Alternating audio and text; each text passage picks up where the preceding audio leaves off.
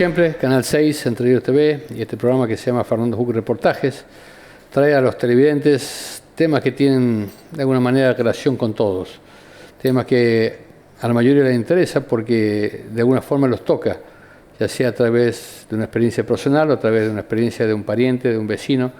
Y en este caso vamos a hablar de varios temas, no va a alcanzar el tiempo, pero por lo menos de algunas cosas que tienen que ver con la violencia, con el abuso sexual, el maltrato, la explotación a los chicos, la violencia de género, los delitos contra la integridad sexual, la desaparición de personas, el tráfico, narcotráfico, grooming y otras cosas más. Pero bueno, es tan amplio el tema este que vamos a tratar de ir viéndolo en distintas etapas. Hoy estamos con Silvina Calveira, que es la dirigente, es presidenta de Red... Presidenta de la asociación. De la Red Alerta, que bueno, nos visita y que también es al mismo tiempo coordinadora del Consejo Provincial contra la Trata de Personas. La trata y el tráfico de personas. Tráfico de personas. ¿Qué tal? ¿Cómo te va? ¿Qué tal? Vos dependés también del Ministerio de Gobierno de Entre Ríos. Sí. ¿Están con mucho contacto con la doctora Rosario Romero? Sí, en permanente contacto. Depende el Consejo Provincial a que dependo, que trabajamos en lo que es la prevención, la asistencia y protección a víctimas y testigos de estos delitos que usted hizo mención y del grooming también. Dependemos directamente de la ministra de Gobierno, la doctora Rosario Romero, con quien obviamente que coordinamos acciones en forma permanente. Sí. En lo que en el marco también de la ley, ¿no?, que crea el Consejo, que es la ley 10.032 y que bueno me otorga en mi coordinación funciones y atribuciones a cumplir. ¿Cuántas ¿no? personas están en el Consejo? Yo estoy a cargo de la coordinación. Sí. Y el Consejo lo integran distintos organismos, fundamentalmente vinculados al Poder Judicial y también a las áreas de niñez y de la mujer. Bastante complejo. Bastante complejo. Bueno. Mucho por trabajar, mucho por hacer, y en esto la línea obviamente del Gobierno de la provincia de Entre Ríos en cuanto es una decisión política el poder profundizar, ¿no?, para generar nuevas herramientas, no solamente en la prevención, sino que también en la asistencia y el acompañamiento a víctimas. Muy bien. Bueno, Silvina, contame un poquito cómo entiende la gente el concepto de lo que es Red Alerta. Sí, Red Alerta, justamente como la palabra lo dice, es una red de articulación a nivel no solamente provincial, porque nuestra personería jurídica nos otorga todo el territorio de la provincia, sino que también a nivel nacional, con otras organizaciones de la sociedad civil que trabajamos vinculadas temáticas a lo que son las violencias. Ya hoy no podemos hablar de una sola violencia, la violencia es dimensional, y también con ONGs y asociaciones civiles de otras provincias, no solamente a nivel nacional, sino que también con países del Mercosur y también en conexión con otros países a nivel internacional, fundamentalmente vinculado a lo que es el delito de la trata de personas. ¿Eso es a partir del 2000? Nosotros comenzamos en el año 2002. 2002. Con lo que era el 50 y 50, el Foro por los Derechos de las Mujeres, sí, que era constituido por organizaciones de distintas ramas de la sociedad civil y también gremial. Yo en esa etapa estaba en lo que es la CTA, en la parte del Departamento de Género de la Central de los Trabajadores de la Argentina, y peleamos lo que era incluir en la reforma constitucional la paridad de género. Ya por esas épocas hablábamos de la lucha por la paridad de género y la inclusión de las mujeres en los cargos tanto legislativos como también en otros estamentos, en otros lugares. Y bueno, hoy tenemos que es ley, ¿no? Sí, así que para nosotros es grato que nuestra lucha y del movimiento de mujeres no ha sido en vano.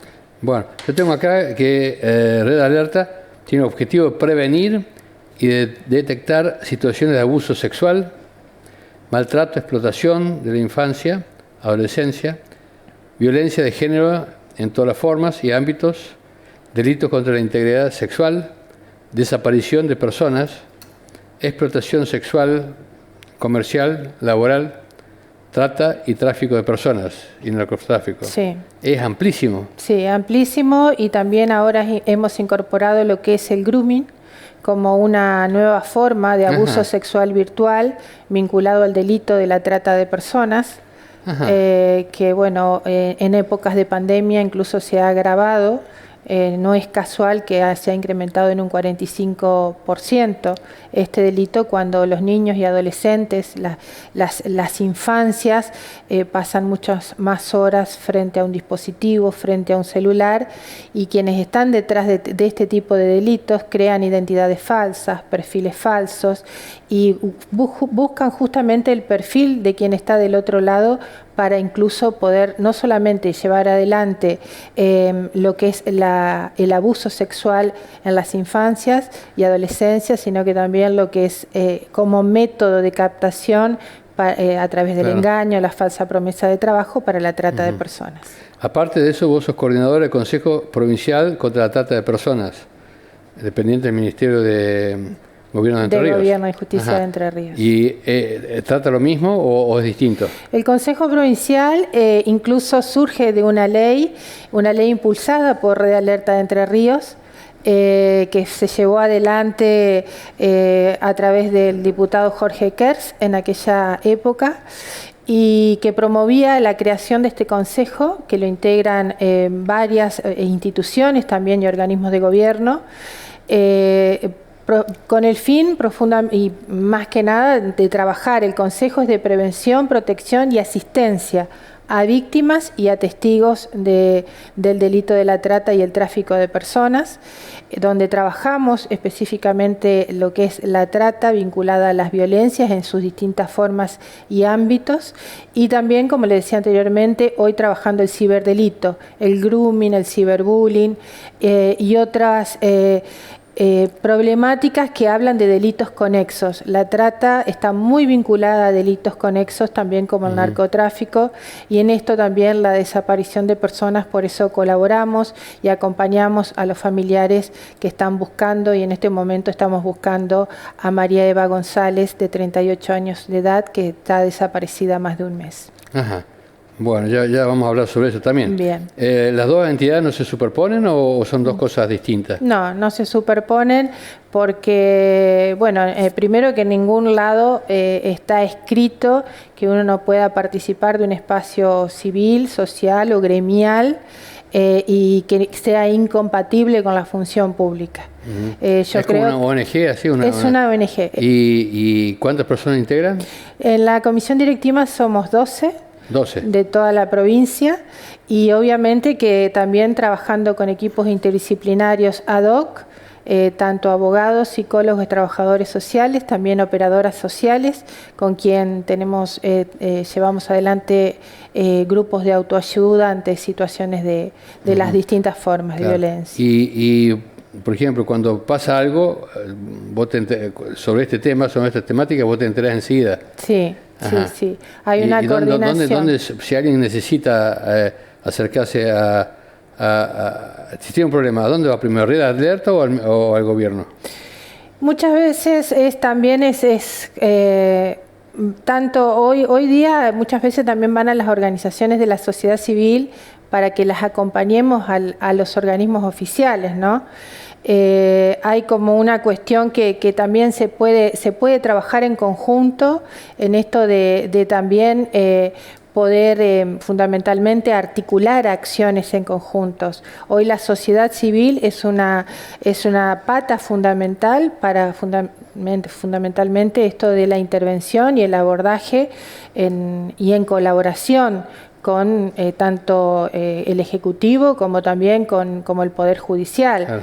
Por ejemplo, ahora en esta búsqueda de personas estábamos trabajando articuladamente desde la organización de la asociación civil, conjuntamente con el Poder Judicial de la Justicia Ordinaria y también con la Justicia Federal por la denuncia de un delito por presunción de trata. Claro, pero a alguien si le pasa algo, ¿a dónde le conviene ir primero? ¿A dónde llama primero? Sí, mi teléfono está abierto las 24 horas del día, normalmente de Red Alerta, y también ¿Cuál es? 0343 155 0343 155 123 087 0343 155 123 087. Sí. Llamando ahí, ¿quién atiendo yo? Atiendo yo, más allá que en tu calidad de alerta, ¿no es cierto? En este caso. No, también en la función pública, porque es el teléfono que uso oficialmente también. Si alguien quiere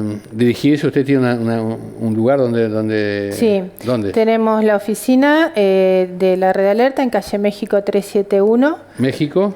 371, Casa 2. 371, Casa. Casa 2. Hay varias casas ahí. Sí. Ajá. Y si no... ¿Dónde queda? ¿En el centro? Sí, a media cuadra de Casa de Gobierno.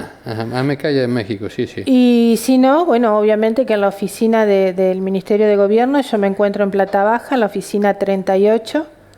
Oficina 38. Planta baja, dependiente del Ministerio de Gobierno y Justicia, donde también, obviamente, tratamos de, en esta época de pandemia, poder coordinar a través de un llamado telefónico o un WhatsApp los horarios para no superponer también la atención al público. O sea que en Facebook, ¿dónde se encuentra?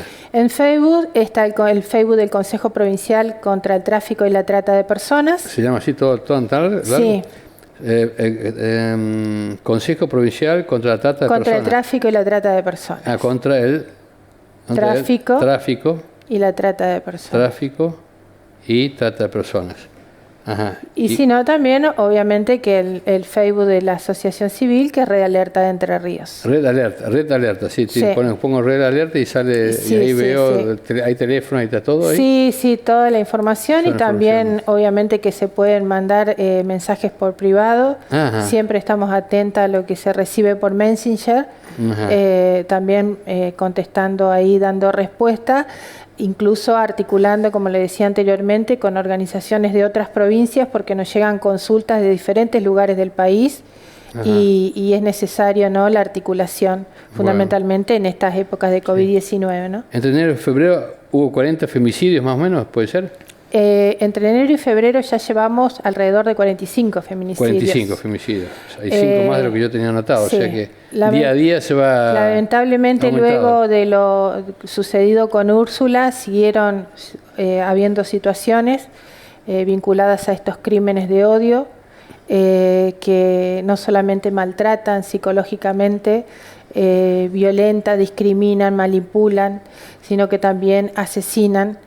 Y en esto desde épocas muy remotas, ¿no? Desde si vamos a antes de Cristo y demás, todavía tenemos un gran camino por recorrer en esto de que no nos sigan considerando a las mujeres como cosas, como mercancías, lo que esto hace que crean que somos de su propiedad y le da derecho a desaparecernos, a explotarnos, a llevar adelante delitos contra la integridad sexual y también asesinarnos como son los feminicidios. O sea, por un lado se ha actualizado muchísimo todo lo que es legislación, lo que es atención.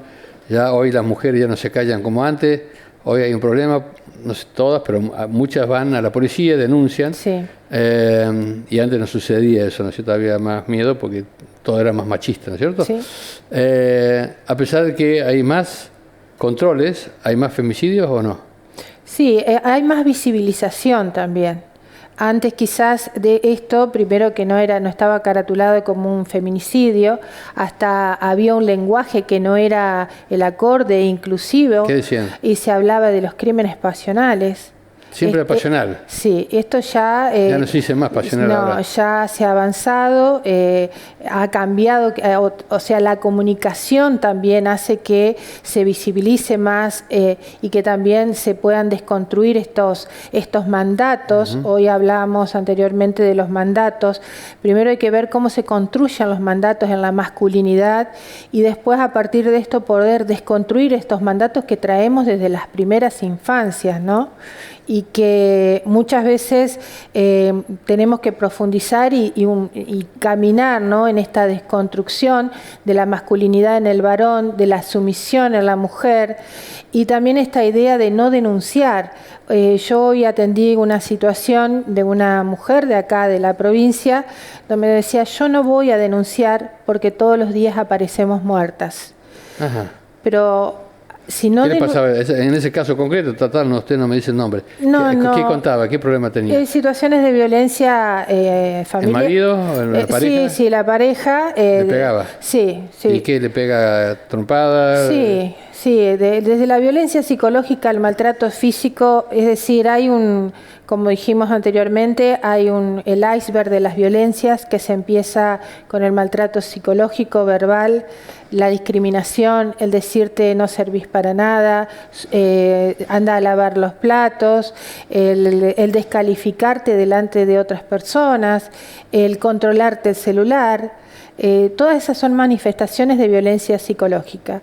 Luego, obviamente, si no llegamos a lograr de alguna manera generar esta autonomía y animarnos a contárselo a otro, porque muchas veces no se puede salir sola de esto, y obviamente acompañar este proceso de denuncia, porque la denuncia lo que es necesaria, porque implica rodearla de mecanismos que de alguna manera se logre la prevención y no llegar a lo que es luego de la violencia física, que es el golpe y el maltrato, obviamente, llegar a la muerte, al asesinato, como muchos de estos casos estamos viendo. ¿El año pasado cuántos hubo?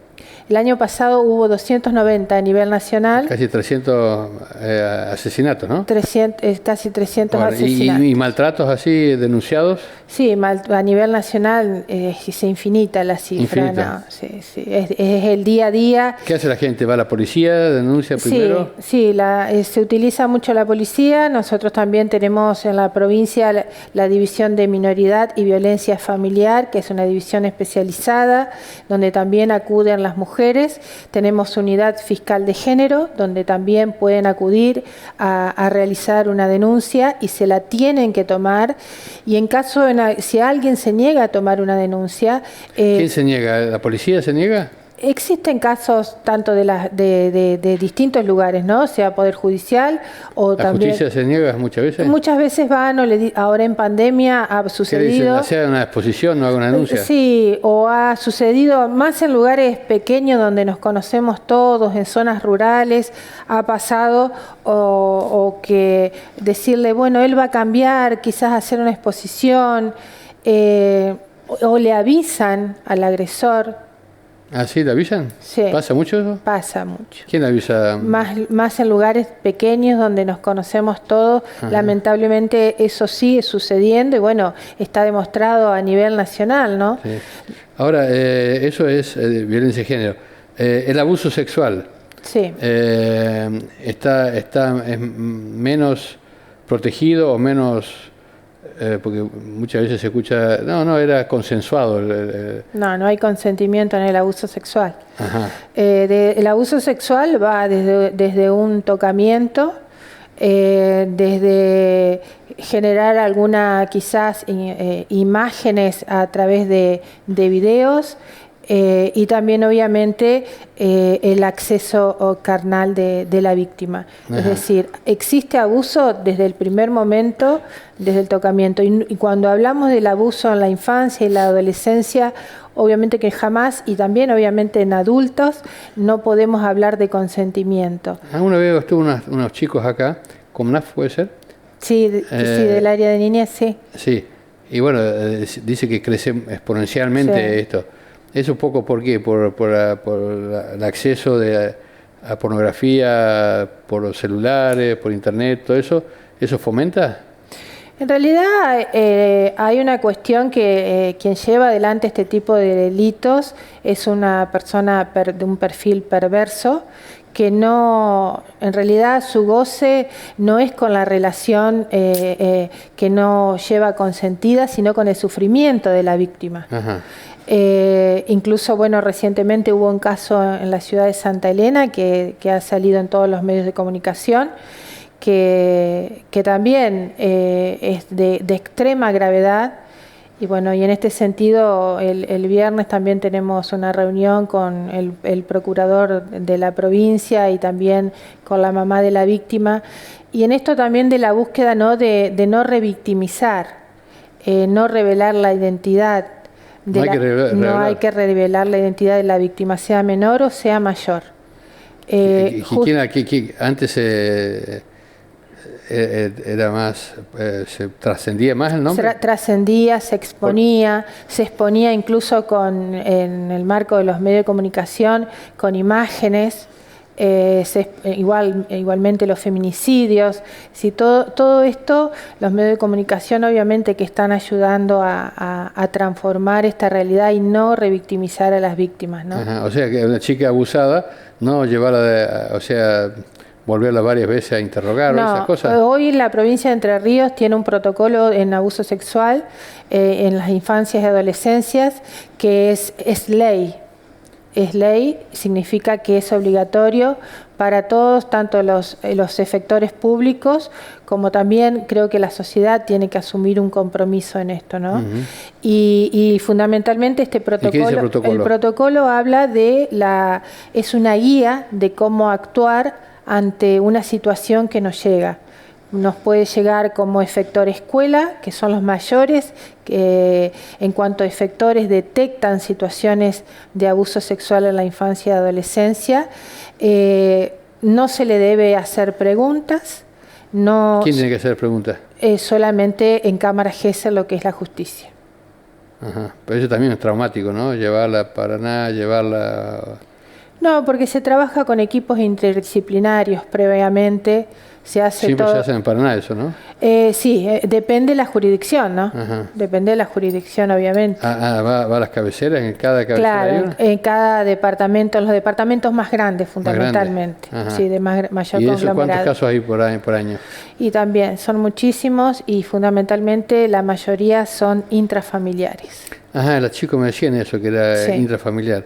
Sí. Eso está creciendo también. Está creciendo exponencialmente y también se está visibilizando. Incluso nosotros tenemos mujeres de más de 50 años que estamos acompañando y hoy recién ahora, o más de 50 años, ¿no? Se animan a hablar y contar. Cosas que a ellos le pasaron. Que le pasaron cuando eran niños. Ajá, hay cada, no te digo todos los días, pero en los medios de comunicación todos los días o toda la semana hay alguien famoso, creo que los otros que no son tan famosos por ahí no salen, ¿no es cierto? Sí. Que cuentan de que fueron víctimas del padrastro, del hermano, del padre. Eso es difícil de descubrir, ¿o no? No, porque a la víctima se le cree. Lo fundamental es creerle a la víctima. Claro. Y a partir de creer a la víctima... es palabra contra palabra. No, eso hoy día los equipos interdisciplinarios a través de las entrevistas y los abordajes que llevan tanto en el área de niñez como también en las diferentes áreas, también en adultos, ¿no? Asistencia a víctimas y también obviamente el equipo interdisciplinario del Poder Judicial llega obviamente a poder... en esto de que a la víctima se le cree, contar con pruebas suficientes en el marco del relato de la víctima para poder llegar al imputado, al agresor. ¿Hay muchos casos donde no se ha podido comprobar? Sí, hay situaciones que no se los ha considerado, no son muchos, pero también hay situaciones, incluso a nivel nacional, hay fallos de la justicia que nos han sorprendido en esto de que no le creen a la víctima. No le creen. Claro. Entonces, no son los que no son mayoría, pero lamentablemente existen fallos en la justicia a nivel nacional en distintas provincias, ¿no? Esta semana justamente vi ya por enésima vez, que dice la justicia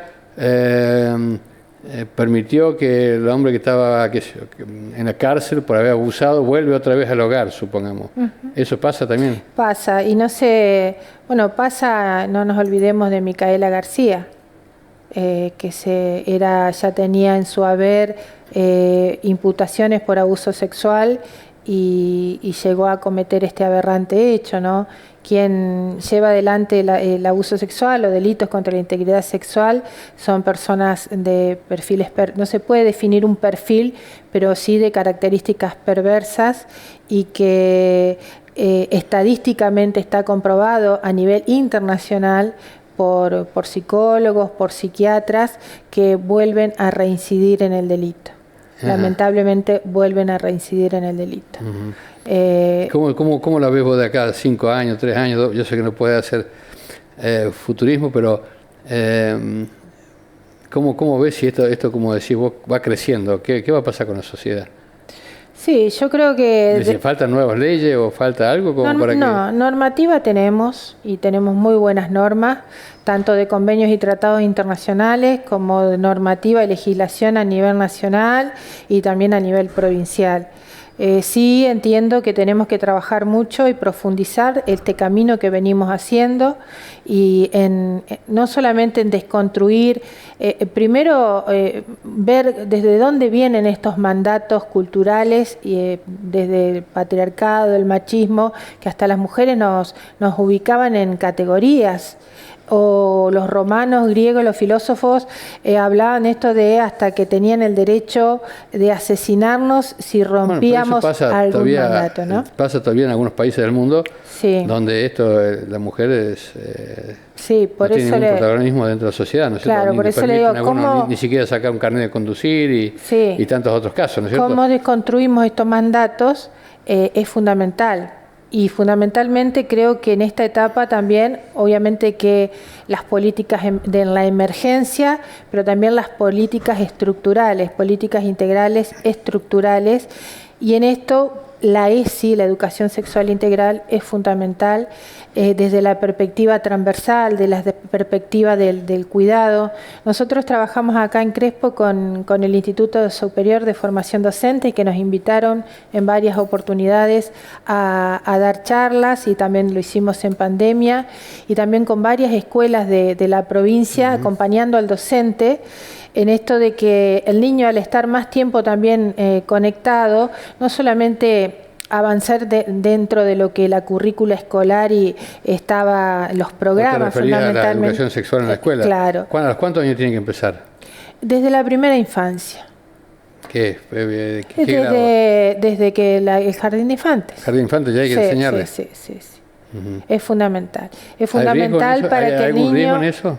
No. Porque el otro día siempre invitamos a distintos grupos acá. Sí. Invitamos a unos chicos y bueno, decían a los 4 o 5 que estaban que ninguno estaba satisfecho con lo que había aprendido en el colegio. Que, sí, yo tuve una vez una clase, sí, tuvimos 2 o 3 clases, pero, o sea, es como que todavía falta, o de grandes, ¿no es cierto? O sea, no hay, ninguno de ellos decía que fueron bien enseñados en esa materia, ¿no es cierto? Claro. Faltan profesores, falta protocolos, ¿qué falta?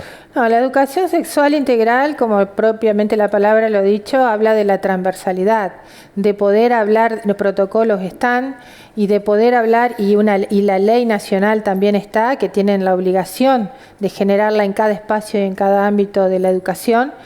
Y entendiéndola no desde que se promueven algunas cuestiones vinculadas porque vimos algunos comentarios, no, esto no te meta con mis hijos. No, lo que se trata ahí es de justamente prevenir que algo le suceda a los hijos e hijas.